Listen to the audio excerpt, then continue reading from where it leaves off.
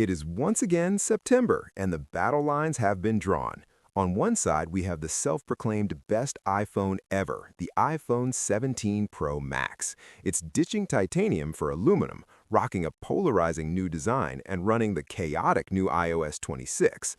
On the other, the Samsung Galaxy S25 Ultra is back, thinner, lighter, and finally sporting a flat frame, but it's missing one of its most beloved features. Today, we aren't just reading spec sheets. We are diving deep into the liquid glass interface, the new 48-megapixel telephoto, the Snapdragon 8 Elite, and the controversial build quality issues that are plaguing Apple's latest release. Which flagship actually deserves your money in 2025? Let's find out.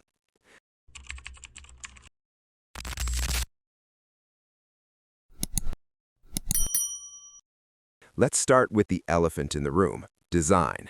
Apple has made a massive, controversial shift this year. Welcome back to the aluminum era. The iPhone 17 Pro Max has dropped the titanium and steel of the past for aluminum unibody. Apple says this improves heat dissipation, but it feels like a step back in premium quality.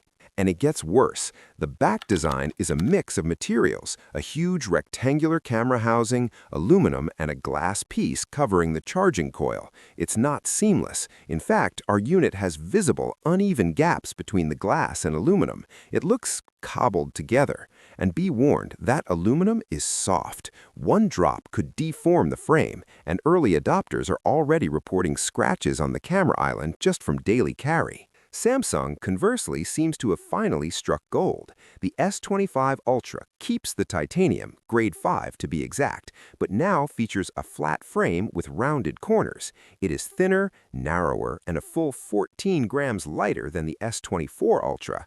It feels refined.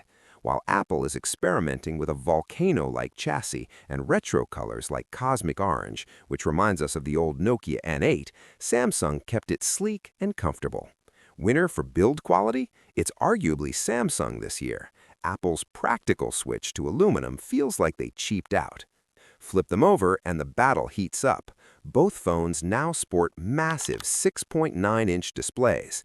The iPhone 17 Pro Max uses an LTPO Super Retina XDR OLED with ProMotion. It's protected by Ceramic Shield 2 and a new anti-reflective coating that actually improves legibility in bright light. In our lab tests, the iPhone is a brightness monster. We measured a peak of 2,652 nits on a 15% white window, and it can theoretically hit 3,000. However, it doesn't hold that brightness for long before throttling down. The Galaxy S25 Ultra counters with a dynamic AMOLED 2X panel protected by the new Gorilla Armor 2. It's also 120 Hz, but Samsung's brightness numbers are a bit more modest, peaking around 2,600 nits, though in our manual tests, it hovered under 800 nits. A major difference, the cutout. Apple is still sticking with the large dynamic island pill. It's the same old unsightly mess we've seen for years.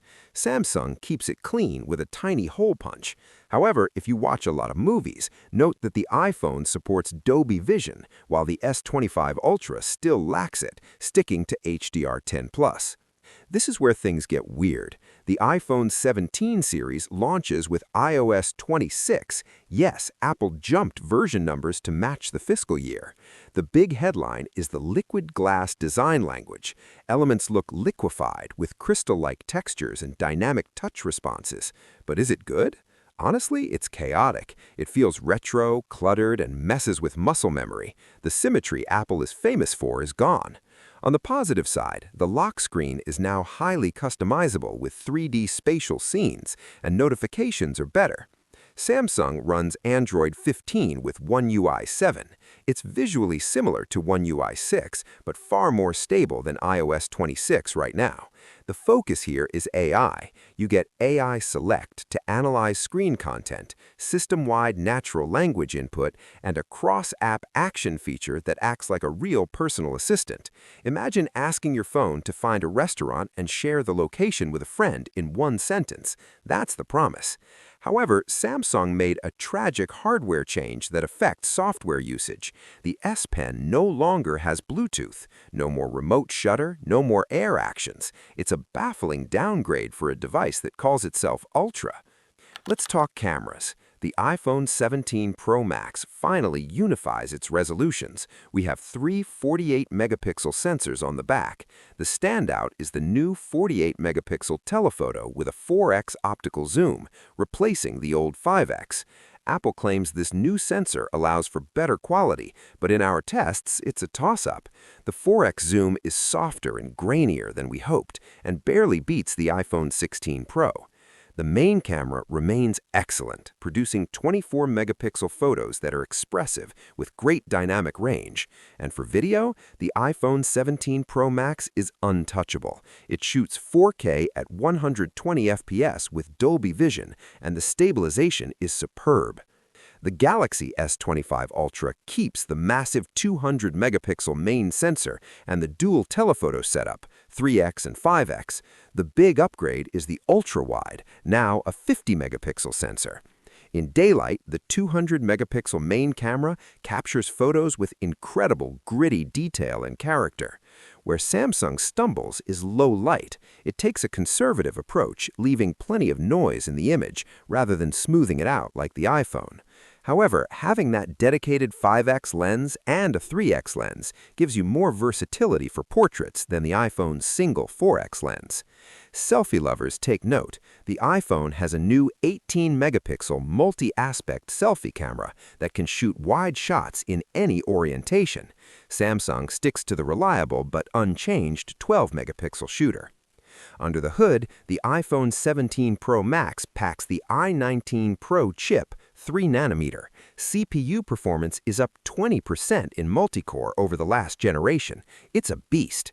However, despite the new vapor chamber and aluminum body, we didn't see the massive 40% cooling improvement Apple promised. The S25 Ultra runs the Snapdragon Elite for Galaxy. This chip is a gaming monster. In 3D Mark ray tracing tests, the iPhone is top tier, but the Snapdragon 8 Elite is arguably the most powerful Android chip to date. For battery, the iPhone has a 4,832 mAh battery. It's smaller than Samsung's 5,000 mAh, but thanks to iOS efficiency, it actually wins in active use. We clocked the iPhone at nearly 18 hours of active use score, beating the competition. The Galaxy S25 Ultra is good, but lags behind in screen-on endurance compared to the Max.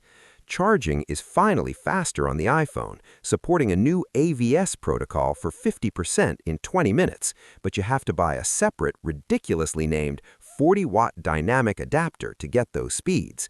Samsung supports 45-watt charging, and good news, you no longer need a special 5A cable to get top speeds. The box cable works fine.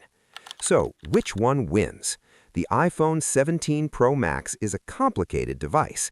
It is undoubtedly the best iPhone ever regarding specs. Video quality is unmatched, battery life is class-leading, and the i19 Pro is a powerhouse. But the switch to aluminum has compromised durability. The design feels disjointed, and iOS 26 is currently a chaotic mess. It feels like a transitional device. The Samsung Galaxy S25 Ultra is the safer, more refined choice. The ergonomics are finally perfect with that flat frame, and the screen is stunning. But it's hard to ignore the fact that they stripped features from the S Pen and didn't upgrade the battery capacity. If you want the absolute best video camera and battery life, and you don't mind a few scratches on that soft aluminum frame, go for the iPhone 17 Pro Max. But if you want a phone that feels like a finished, premium piece of jewelry, and you can live without Bluetooth S Pen gestures, the S25 Ultra is the better-built machine this year. Thanks for watching. Let me know in the comments, are you Team Aluminum or Team Titanium? Don't forget to like and subscribe for more honest reviews.